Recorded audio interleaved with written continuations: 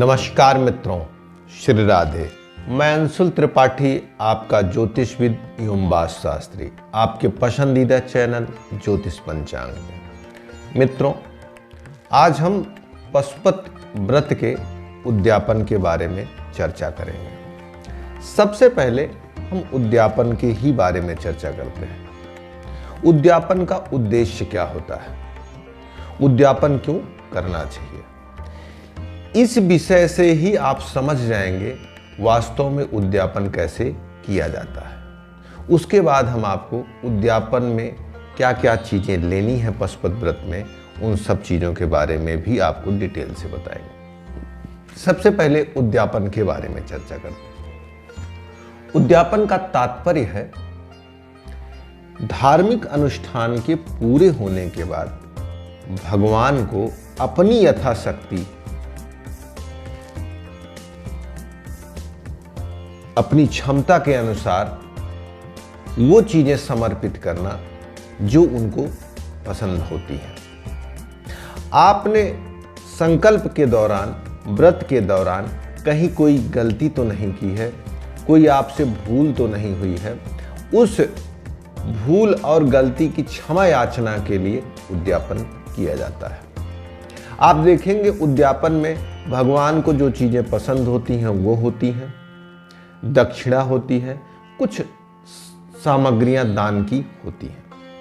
इसका लक्ष्य यह होता है कि जिसने व्रत बताया है अर्थात गुरु, उसको कुछ दक्षिणा मिल जाएगी और भगवान की पसंदीदा चीज उनको समर्पित हो जाएगी। जिसने बताया उसको भी प्रसन्नता होगी, उसके भी मन से आपके प्रति आशीष निकलेगा, और जिसके प्रति आपने व्रत रखा है उसकी पसंदीदा चीज आप उसको समर्पित करेंगे तो परमात्मा आपके भाव सिद्ध के द्वारा दी हुई चीजों को स्वीकारेंगे। यह संकल्प का उद्देश्य होता है।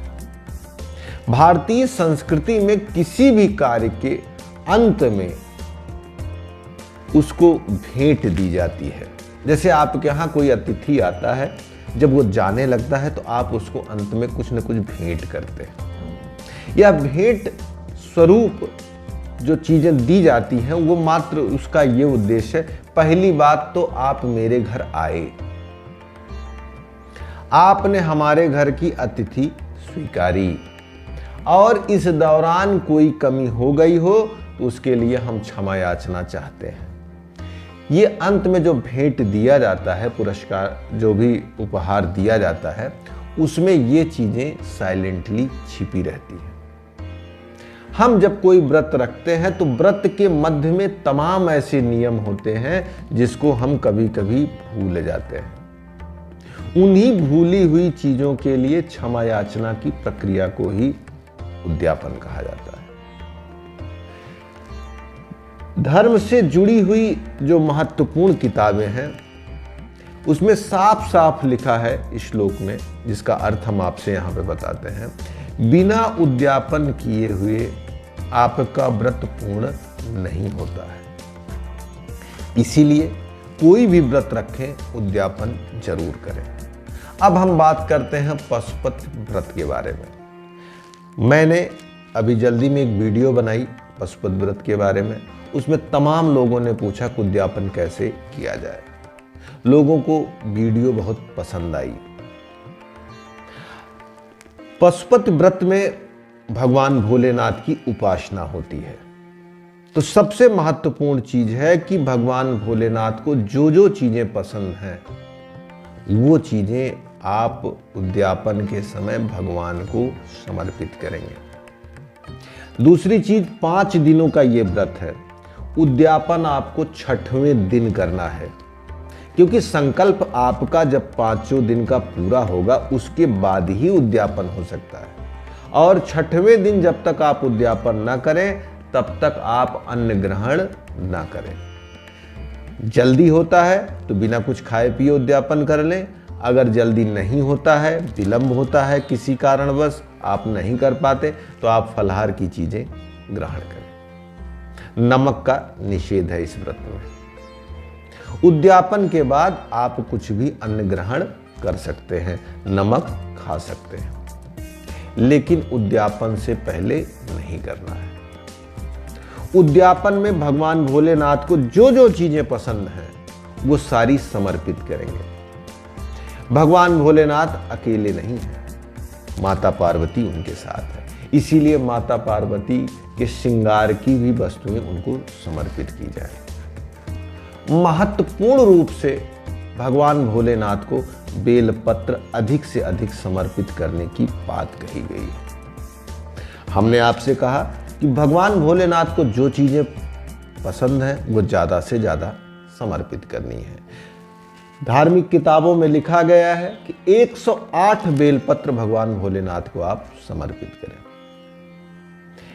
नारियल आप भगवान भोलेनाथ को कलावे से लपेटकर समर्पित करें, लेकिन हाँ, नारियल भगवान भोलेनाथ के ऊपर नहीं रखना है, बगल रखना है।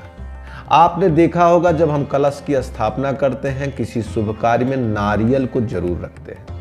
भारतीय संस्कृति में नारियल संकल्प शक्ति की सूचना देता है, प्रतीक है, आपके संकल्प को मजबूत करता है। नारियल में जो पानी होता है वो आपके फल रूप में आपको प्राप्त होता है। एक घोर कठोरता के बाद वो जल आपको मिलता है, जिसको माना जाता है शुभ होता है। कभी कभी उसमें आप देखेंगे पुष्प भी पाया जाता है, उसको और शुभ माना जाता है। नारियल को भारतीय धर्म में, हिंदू धर्म में, सनातन धर्म में अति श्रेष्ठ माना जाता है। संकल्प के तौर पे इसका प्रयोग होता है, इसीलिए नवरात्र में आप कलश जब बनाते हैं तो उसमें भी आप देखेंगे, या शादी विवाह कहीं पे भी कलश, तो आप देखेंगे नारियल का प्रयोग जरूर होता है। आपका संकल्प पूरा हुआ, नारियल भगवान भोलेनाथ को आप समर्पित करिए। बेलपत्र भगवान को प्रिय है, समर्पित करें। सफ़ेद पुष्प भगवान भोलेनाथ को प्रिय है, समर्पित करें।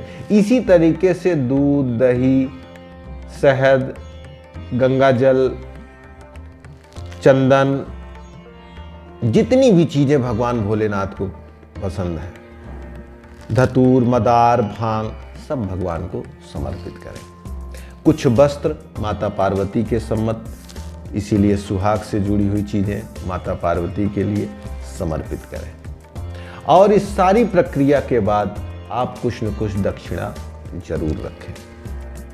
भगवान भोलेनाथ को जो चीज़ें प्रिय हैं उनका भोग जरूर लगाएं। मैं यहाँ वस्तुओं का नाम इसलिए नहीं ले रहा हूँ क्योंकि वस्तुओं को बताने के बाद आपके मन में एक प्रतिबंध बनेगा। धर्म को बांधने की स्थिति में नहीं लाना चाहिए। धर्म के भाव को बताना ही हमारे चैनल का उद्देश्य है। इसीलिए हमने कहा कि भगवान भोलेनाथ को जो चीजें पसंद हैं वो ले जाइए और यथाशक्ति ले जाइए जो आपको प्राप्त होती हैं। जैसे इस मौसम में बेलपत्र 108 पाना आसान नहीं है क्योंकि पतझड़ का महीना है, वृक्षों में पत्ते बिल्कुल नहीं मिल रहे हैं। ऐसी स्थिति में आप मन छोटा मत करिएगा। भाव से भगवान भोलेनाथ को 108 जो शब्द लिखा है उसमें आप 8 1 9 54 दाने भी जैसे माले के यूज करते हैं ये भी कर सकते हैं। 18 8 1 9 यूज कर सकते हैं। ऐसे ही 9 होना जरूरी है, ये ध्यान दीजिएगा। एक छोटा सा तरीका हमने आपको बताया। दूध अभिषेक के लिए बहुत ज़्यादा नहीं है तो उसमें जल और गंगा जल भी शुद्ध मिला सकते हैं आप, अगर आपके पास स्थितियां नहीं बनी हैं। अगर प्रभु की कृपा से चीज़ें आपको प्राप्त होती हैं तो भगवान को समर्पित करने में कोई गुरेज नहीं है। आप भगवान को समर्पित करें। पूरी बात को संक्षिप्त रूप में अगर मैं कहूं तो संकल्प करने के बाद उद्यापन सबसे आवश्यक है। संकल्प प्रारंभ की सूचना है और उद्यापन कार्यपूर्ति की सूचना है। उद्यापन क्षमा याचना की व्यवस्था है। उद्यापन में आप भगवान भोलेनाथ को जितनी चीज़ें पसंद हैं उनको समर्पित करें यथाशक्ति के अनुसार।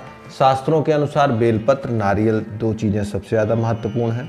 उसके अलावा वस्त्र, श्रृंगार की सामग्री और धतूर, मदार, बेलपत्र के अलावा दूध, गंगाजल, दही, शहद, जितनी भी चीज़ें भोलेनाथ को सब समर्पित करें। श्रृंगार के सामान में आप सबको पता है, औरतों के जितने श्रृंगार के सामान होते हैं वो, उसमें वस्त्र भी आप कर सकते हैं यथाशक्ति। और दक्षिणा कम से ही कम हो या ज़्यादा से ज़्यादा हो, दक्षिणा जरूर रखें।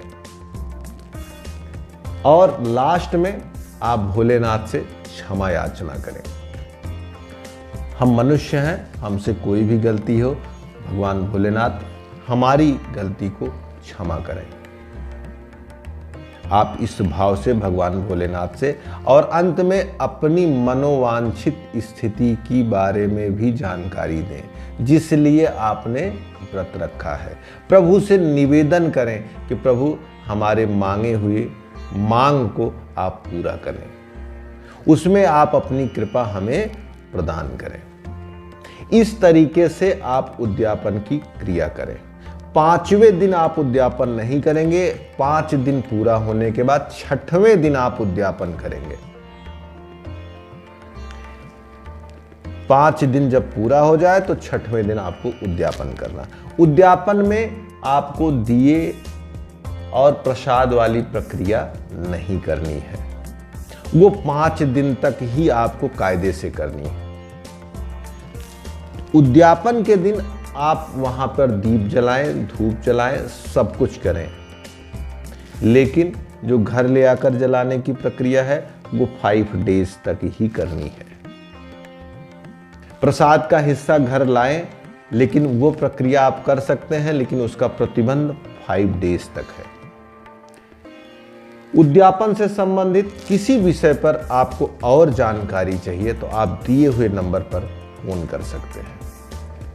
मैसेज के माध्यम से आप हमसे प्रश्न पूछ सकते हैं। धन्यवाद। श्री राधे। उम्मीद करती हूँ आपको वीडियो पसंद आया होगा, तो इसे लाइक करना ना भूलें। ज्योतिष और पंचांग से जुड़ी जानकारी हम आपके लिए लाते रहेंगे, तो आपके अपने YouTube चैनल ज्योतिष पंचांग को सब्सक्राइब करें और बेल आइकन जरूर प्रेस करें ताकि आपको लेटेस्ट वीडियो की नोटिफिकेशन लगातार मिलती रहे।